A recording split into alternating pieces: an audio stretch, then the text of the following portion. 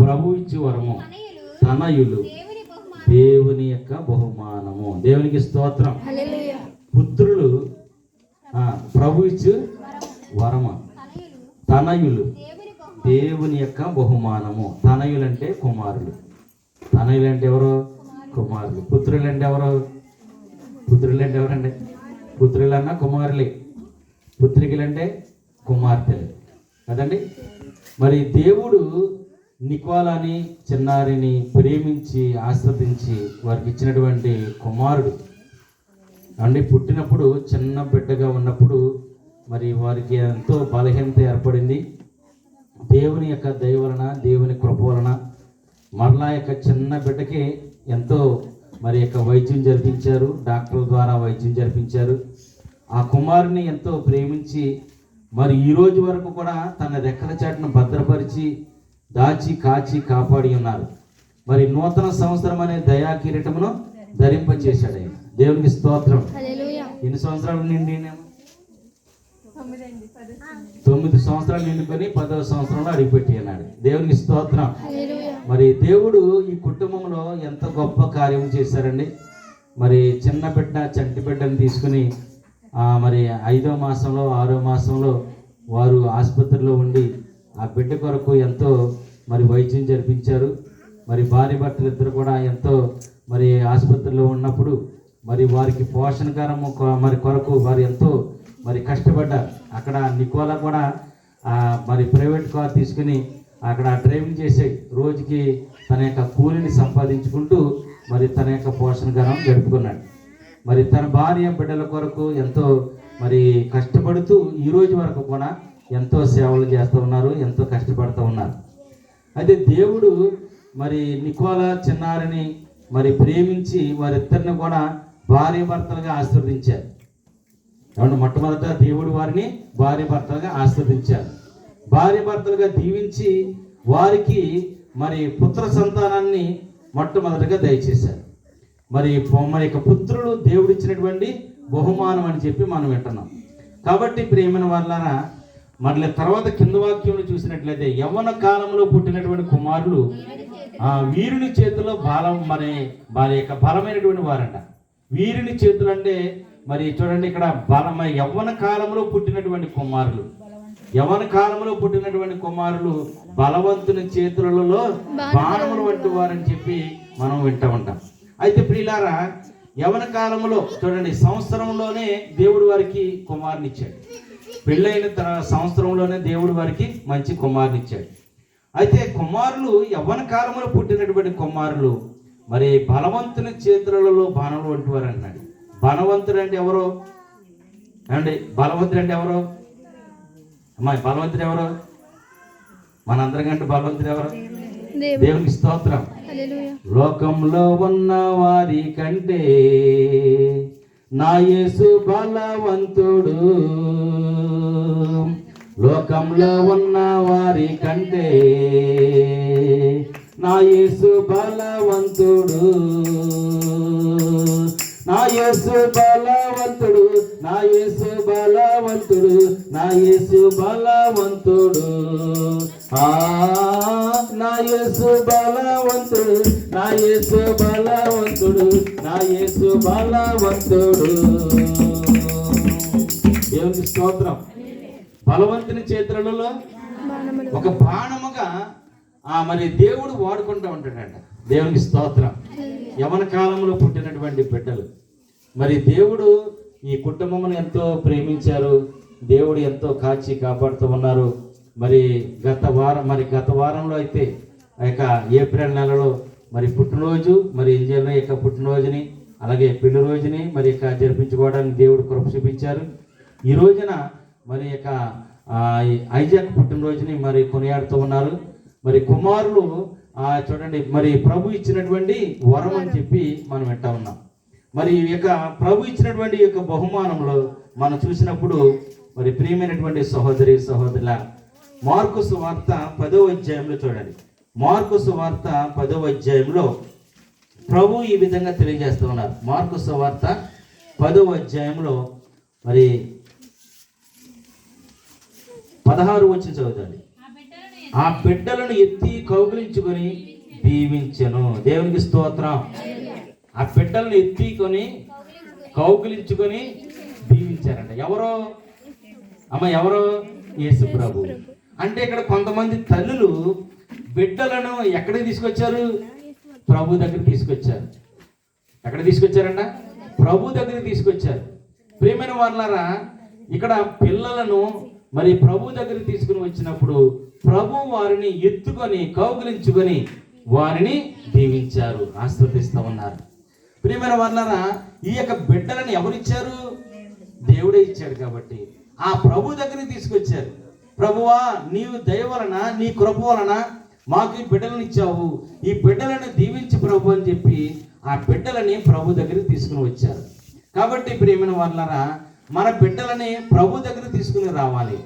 ప్రభు మనకి ఇచ్చారు కాబట్టి ప్రభు దగ్గరికి తీసుకుని వచ్చి, ప్రభువా మా బిడ్డలని దీవించు, మా కుటుంబం ఆశీర్వదించు, లేకపోతే మమ్మల్ని కాపాడు అని చెప్పి మనం ప్రార్థన చేస్తూ మన యొక్క బిడ్డలని ప్రభు చెంతకు తీసుకుని వచ్చినప్పుడు ప్రభువు మనల్ని, మన బిడ్డలని, మన కుటుంబంలో ఆశీర్వదిస్తూ ఉంటారు. దేవునికి స్తోత్రం. మరి పరిశుద్ధ గ్రంథంలో చూసినట్లయితే మరి యొక్క బిడ్డలను కన్నటువంటి తల్లులు మరి ఎంతో మంది చాలా గొప్ప గొప్ప బహుమానాలు పొందుకొని మరి దేవుని యొక్క ఆశీర్వాదములతో బిడ్డలను పెంచారు. బిడ్డలను పెంచుతూ ఉన్నారు. మరి అన్నను చూసినప్పుడు మనం చాలాసార్లు విని ఉంటాం. అన్న మరి కుమారుని కని ఆ యొక్క బిడ్డని 3 సంవత్సరాల వరకు కూడా ఎంతో మంచిగా పెంచింది. పాలు విడిచిపెట్టే వరకు కూడా ఎంతో చక్కగా పెంచి పెద్ద చేసింది. ప్రియులారా, ఈ 3వ సంవత్సరంలో ఏం చేసిందంటే దేవునికి ప్రతిష్టత చేసింది, మొక్కుబడి చెల్లించుకున్నది. అంటే ఇక్కడ ఆ బిడ్డను మనం చూసినప్పుడు చూడండి, సమూయేలు మొదటి గ్రంథంలో, సమూయేలు మొదటి గ్రంథము 2వ అధ్యాయం చూడండి, 2వ అధ్యాయంలో 26 వచనం చదవండి. 26 వచనం.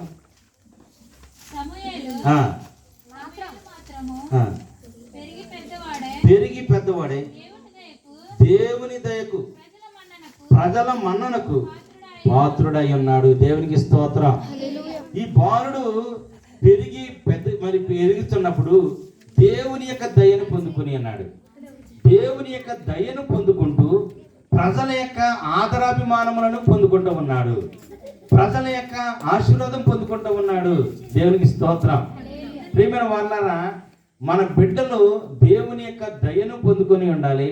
ప్రజల యొక్క ఆదరాభిమానములను మనం పొందుకునే బిడ్డలుగా ఆ బిడ్డలను పెంచేవారిగా ఉండాలి. ప్రియులారా, అన్న తన కుమారుని దేవుని సన్నిధిలో పెంచుతున్నప్పుడు ఆ బిడ్డ ఎంతో చక్కగా దేవుని యొక్క దయను పొందుకుంటున్నాడు. ప్రజల యొక్క ఆశీర్వాదములు పొందుకుంటూ ఎంతో ఆదరాభిమానములు పొందుకుంటూ దేవుని యొక్క సేవలో వర్ధిల్లుతూ ఉన్నాడు. ప్రియమైన వాళ్ళ దేవునికి స్తోత్రం. దేవుని యొక్క సేవలో ఆయన వర్ధిల్లుతూ ఉన్నాడు. మరి ఇక్కడ చూస్తున్నట్లయితే మరి ఇంకొక మాట చూద్దామండి. మరి అన్న తన కుమారుని ఎంతో చక్కగా దేవునిలో పెంచుతూ ఉంది. అన్న తన కుమారుని ఎలా పెంచుతుంది? దేవునిలో పెంచుతూ ఉంది. దేవునికి ఇష్టమైన రీతిగా పెంచుతూ ఉంది. దేవునికి ఇష్టమైన కార్యములు జరిగేలాగానే పెంచుతూ ఉంది. పిల్లలు మరి ఇంకొక మాట చూసినట్లయితే మరి ఇంకొక మాట చూద్దామండి. దినవృత్తాంతములు అనగా రాజుల దినచర్యలో 2వ గ్రంథం చూడండి. రాజుల దినచర్యలో 2వ గ్రంథంలో 2వ గ్రంథంలో మరి వాక్యంలో మనం చదువుతున్నప్పుడు ఈ యొక్క వాక్యాన్ని చాలా జాగ్రత్తగా వినాలి. ప్రియుల 2వ వచనం, 3వ వచనం, 4వ వచనం చదువుతాను. 22వ అధ్యాయం, 22వ అధ్యాయము 2వ వచనము, 3వ వచనం, 4వ వచనం చదవండి. తాను రాజగునప్పటికీ అహస్యాకి 22 ఏండ్లు అతడు యెరూషలేమున 1 ఏడు రాజ్యము చేసెను. అతని తల్లి ఓమ్రీ కుమార్తె అతల్యా. చూడండి, రాజుగారి తల్లి పేరు ఏం పేరంట? అతల్యా. అందరు చెప్పండి. అతల్యా అంట. ఆమె తన కుమారుని 22 ఏండ్లు పెంచింది. మరి అతనికి మరి అహస్య అని పేరు పెట్టుకుంది. అయితే రాజు చనిపోయినప్పుడు తన కుమారుని రాజుగా అభిషేకించారు. తన కుమారుని ఏం చేశారంట? రాజుగా అభిషేకించారు. అభిషేకించినప్పుడు చూడండి 3వ వచనం చదువుతాను. అతడు ఆహాబు బంధువుల మార్గముననే నడిచెను. ఆహాబు ఎలా నడిచాడు? విగ్రహారాధన చేసి నడిపించాడు. ఆహాబు ఎలా నడిపించాడండి? విగ్రహారాధన చేశాడు. ఆహాబు భార్య పేరేం పేరు? అమ్మా యెజబెల్ రాణి. యెజబెల్ రాణి తన ఇంటి దగ్గరికి తీసుకొచ్చింది దేవతలను. మరి దేవతలను తీసుకొచ్చి ఇజ్రాయేల్ దేశంలో మరి విగ్రహాలన్నీ మరి జరిపిస్తూ, సంబరాలు జరిపిస్తూ దేవతా స్తంభాలు కట్టించి వారు ఇష్టానుసారంగా జీవించారు. తర్వాత చూడండి, ఇతను కూడా ఏం చేస్తున్నాడంటే ఆహాబు మార్గముననే నడుస్తున్నాడంట. ఎవరి మార్గంలో నడుస్తున్నాడు? ఆహాబు మార్గంలో నడుస్తున్నాడు. ఆహాబు ఎవరినైతే పూజించాడు, ఎవరినైతే ఆరాధించాడో అలాగే ఈ కుమారుడు కూడా మరి ఇక్కడ చూడండి, ఆ యొక్క కుమారుడు అహస్య కూడా రాజ్యం అతని మార్గంలోనే నడుస్తూ అతని యొక్క మరి నిబంధనల్ని పాటిస్తూ ఉన్నాడు. చూడండి, తర్వాత తల్లి సలహాలను పాటించి కాని పనులు చేస్తున్నాడంట. తల్లి సలహాలను పాటిస్తున్నాడు. ఎవరి సలహాలు పాటిస్తున్నాడంట? తల్లి సలహాలను పాటిస్తూ ఉన్నాడు. ప్రియమైన వారులారా, బిడ్డలను కన్నటువంటి తల్లులు జాగ్రత్తగా ఆలోచించేది. అవునండి, ఇక్కడ తల్లి సలహాను పాటించి, ఈ తల్లి సలహాను పాటిస్తూ చూడండి కాని పనులు చేస్తున్నాడు, దుష్కార్యములు చేస్తూ ఉన్నాడంట, దుర్మార్గపు పనులు చేస్తూ ఉన్నాడు. రాజయ్య ఉన్నాడు కాబట్టి ఈ తల్లి అంటుంది మరి అందమైనటువంటి స్త్రీలను పాడు చేసేరా బాబు అంటే ఇతను వీళ్ళు పాడు చేసేస్తున్నాడు అండి. ఎవరు దుర్మార్గం పనులు చేస్తూ ఉన్నాడు, అసహ్యకరమైనటువంటి పనులు చేస్తూ ఉన్నాడు, ఇతడు దుష్కార్యములు చేస్తూ ఉన్నాడు ప్రియులారా. అయితే చూడండి 4వ వచనంలో, తండ్రి మరణానంతరము ఆహాబు బంధువులు అహస్యాకు మరి చూడండి ఉపదేశం చేయగా అతడు ప్రభువు సహింపని దుష్కార్యములు చేసి వినాశనం తెచ్చుకుంటున్నాడు. దేవునికి ఇష్టం లేనటువంటి దుష్కార్యములు చేసి వినాశనం తెచ్చుకుంటున్నాడు. ప్రియమైన సహోదరి సహోదరులు, ఎవరి ద్వారా చేస్తా ఉన్నాడు ఈ పనులన్నీ? తల్లి ద్వారా చేస్తున్నాడు. తల్లి నేర్పించింది కాబట్టి. తల్లి పేరు ఏం పేరు అనుకున్నా? తల్లి పేరు ఏం పేరు అట? కాదు, అతల్య. తల్లి పేరు ఏం పేరంట? అతల్య. ఈ అతల్య తన బిడ్డకి నేర్పించింది దుష్కార్యములు చేయడం బాబని నేర్పించింది. చెడ్డ పనులు చేయమని నేర్పిస్తామని. ఈ చెడ్డ పనులు చేయడం ద్వారా ఆ కుమారుడికి అవమానం కలిగింది. దేవునికి ఇష్టం లేని పనులన్నీ చేస్తూ ఉన్నాడు. దేవుడు తన యొక్క ప్రజలని మరిక నడిపించమని చెప్పి ఇజ్రాయేల్ ప్రజలందరికీ రాజుగా ఎన్నుకుంటే ఈ తల్లి తన కుమారుడికి చెప్తుంది దుష్కార్యములు చేయమని చెప్పి, చెడ్డ పనులు చేయమని, దేవునికి ఇష్టం లేనటువంటి పనులు చేయమని చెప్పి తల్లి నేర్పిస్తా ఉంది ప్రియులారా. అలా నేర్పించినప్పుడు చూడండి అతడు దుష్కార్యములు చేశాడు, తన యొక్క రాజ్యాధికారమును పోగొట్టుకున్నాడు. దేవుని స్తోత్రం. అతడు ఏం పోగొట్టుకున్నాడు? రాజ్యాధికారం పోగొట్టుకున్నాడు. దేవునికి ఇష్టం లేని పనులు చేస్తూ ఉంటే రాజ్య యొక్క అధికారాన్ని, రాజ యొక్క స్థానాన్ని తీసివేసి మరొకరికి ఇస్తూ ఉంటాడు. ప్రియమైన వాళ్ళారా, మన బిడ్డలని కూడా దుష్కార్యములు చేసేవారిగా పెంచకూడదు. మన బిడ్డలని ఎలా పెంచకూడదంట? దుష్కార్యములు చేసేవారిగా, చెడ్డ పనులు చేసేవారిగా పెంచకూడదు. అందుకని సమూయేలు ఏం మరి రాజు ఏం చెప్తున్నాడంటే, సొలొమోను జ్ఞాని ఏం చెప్తున్నాడంటే, సామెతల గ్రంథంలో 22వ అధ్యాయం 6వ వచనంలో ఏమంటున్నాడు? ఒకసారి చదవండి. బాలుడు నడవలసినటువంటి త్రోవను వారికి నేర్పము, వాడు పెద్దవాడైనప్పుడు దాని నుండి తొలగిపోడు. బాలుడిగా ఉన్నప్పుడే నేర్పించమంటాడు. ఎప్పటి నుంచి నేర్పించాలి? బాలుడిగా ఉన్నప్పుడే, చిన్నప్పటి నుండి నేర్పించాలి. ఇక్కడ మరి సమూయేలు తల్లి ఎప్పటి నుంచి నేర్పించింది? బాలుడిగా ఉన్నప్పుడే నేర్పించింది. పాలు ఇచ్చేటప్పుడే నేర్పించింది. ప్రియులారా, మన బిడ్డలకి కూడా చిన్నప్పటి నుండి కూడా క్రమశిక్షణ నేర్పించాలి. మన బిడ్డలకి మంచి మాటలు వినిపించాలి. మన బిడ్డలకి మంచి మార్గమును నడిపించాలి. అలా నడిపించాలంటే మనము కూడా మంచి మార్గంలో నడుచుకోవాలి. మనం కూడా ఎలా నడుచుకోవాలి? మంచి మార్గంలో నడుచుకోవాలి. అందుకని చూడండి, యోహాను సువార్త 5వ అధ్యాయంలో 19వ వచనంలో యేసు ప్రభు వారు పలికినటువంటి మాటను మనం జ్ఞాపకం చేసుకున్నాను. యోహాను సువార్త 5వ అధ్యాయం 19వ వచనం చూడండి. ఇట్లా నేను తండ్రి ఏది చేయుట కుమారుడు చూచునో దానినే కాని తనంతట తాను ఏమీ చేయజాలడు. చూడండి, తండ్రి ఏమి చేయునో కుమారుడు దానిని అట్లే చేయను. దేవునికి స్తోత్రం.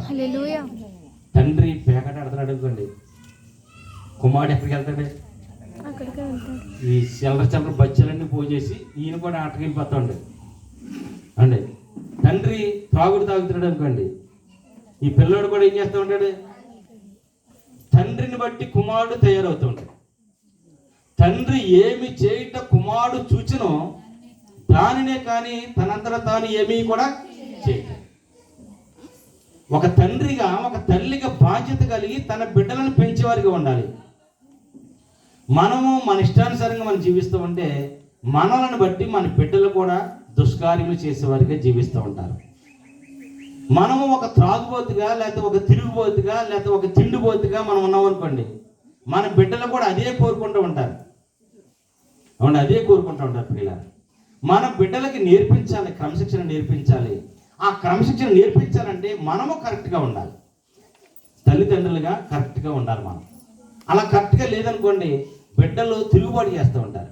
దేవుని స్తోత్రం. తిరుగుబాటు చేస్తూ ఉంటారు పిల్లలు. మా ఇంటి వెనకాల ఒక అబ్బాయి నేను వచ్చినప్పుడు నేను రెడీ అవుతూ ఉంటే ఆ తండ్రి కుమారుని గద్దిస్తూ ఉన్నాడు. ఇంత వయసు ఉంటుంది, గద్దిస్తూ ఉన్నాడు. నేను చంపేస్తాను, పోయి చేస్తాను అంటున్నాడు. తండ్రి అన్నాడు, చంపేయి, మమ్మల్ని అందరూ చంపేసి ఒక్కడో ఒకటి బతుకు అంటున్నాడు. కుమారుడు తిరగబడిపోయాడు. వెంటనే తిరగబడిపోయాడు. మేమందరూ చంపేయి, మమ్మల్ని చంపేయి అన్నాడు. చిన్న పిల్లోడు అంత తిరుగుబాటు చేశాడు. చూసారా? అంటే మనం మాట్లాడే మాటలను బట్టి కూడా పిల్లలు రివర్స్ అయిపోతారు. మనం మాట్లాడే మాటలు ఏదైనా పొరపాటు వచ్చిందనుకోండి, మన పిల్లలు మన మీద తిరుగుబాటు చేస్తారు. కాబట్టి తల్లిదండ్రులుగా మనము జాగ్రత్త కలిగి మనం మాట్లాడే మాటలలో కానీ, మనం చేసే పనులలో కానీ, మన యొక్క క్రియలు, మన పద్ధతులను బట్టి పిల్లలు నేర్చుకుంటూ ఉంటారు. ఆ నేర్పించేటప్పుడు మనం క్రమశిక్షణ కలిగి ఉండాలి. ఏమండి, గురువు బిడ్డలకి నేర్పిస్తున్నారు, ఆమె శిష్యులకి నేర్పిస్తున్నారంటే గురువు క్రమశిక్షణగా చక్కగా నేర్పించినప్పుడే ఆ శిష్యులందరూ కూడా నేర్చుకుంటూ ఉంటారు. అలాగే గురువు అనగా తల్లిదండ్రులే ఒక ప్రథమ గురువులు, బిడ్డలకి ప్రథమ గురువులు. ఆ తల్లిదండ్రులు క్రమశిక్షణ కలిగి మరి ఎటువంటి మాట ఒకటి లేకుండా సమాధానం కలిగి ప్రేమ అనురాగాలతో సంతోషంగా వారు జీవిస్తూ ఉన్నప్పుడు బిడ్డలు కూడా సమాధానంగా జీవిస్తారు, తల్లిదండ్రులకు విధేయులుగా జీవిస్తూ ఉంటారు. దేవుని స్తోత్రం. అబ్రహాము పండు ముసలితనంతో ఉన్నప్పుడు, కాబట్టి ఇస్సాకు పుట్టేటప్పటికి అబ్రహాము యొక్క వయసు ఎంత ఉందండి? 100 సంవత్సరాల వయసులో పుట్టాడు.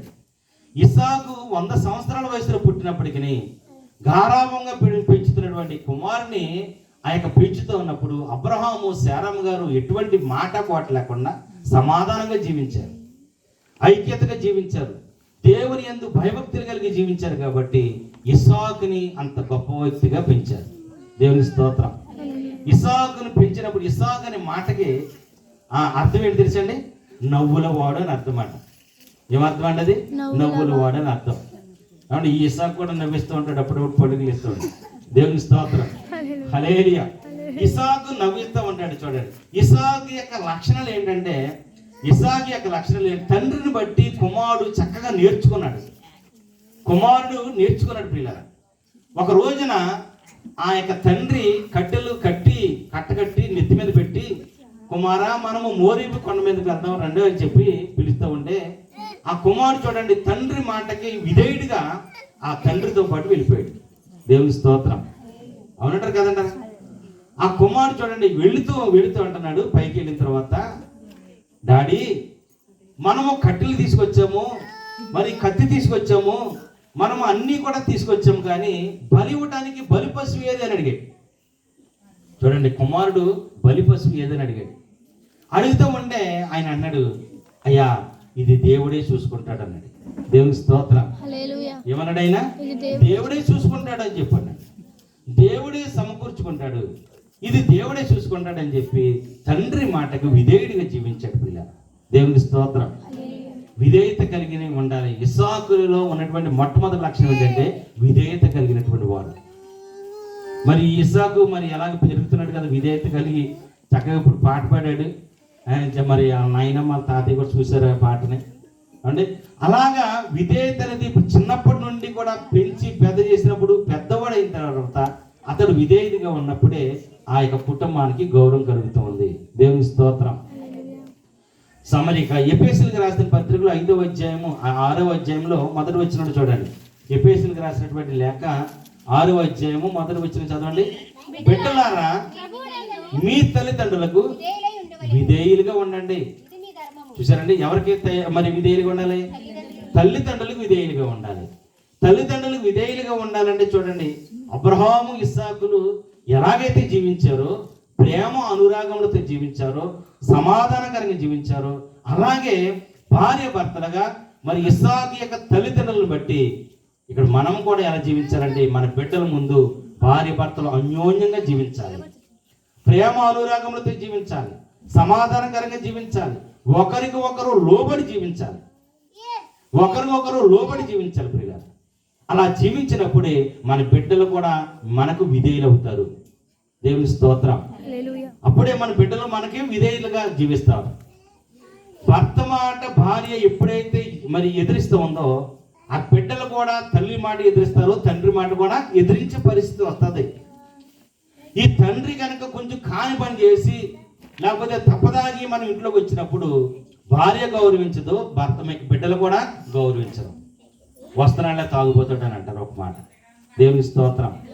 కాబట్టి తల్లిదండ్రులు ఎంత గౌరవంగా ఉండాలంటే, బిడ్డలను చూసి ఆనందిస్తూ బిడ్డలని మంచి క్రమశిక్షణగా పెంచేవారిగా ఉండాలి. బిడ్డలని మంచి మార్గంలో నడిపించాలంటే ముందుగా తల్లిదండ్రులు కూడా దేవుని పట్ల భయభక్తులు కలిగి ఉండాలి, దేవుని యందు విశ్వాసం కలిగి ఉండాలి. దేవునిలో వారు జీవిస్తూ భార్య భర్తలు ప్రేమ అనురాగములతో జీవించే వారిగా ఉండాలి. దేవునికి స్తోత్రం. అలా జీవించినటువంటి కుటుంబములలో బిడ్డలు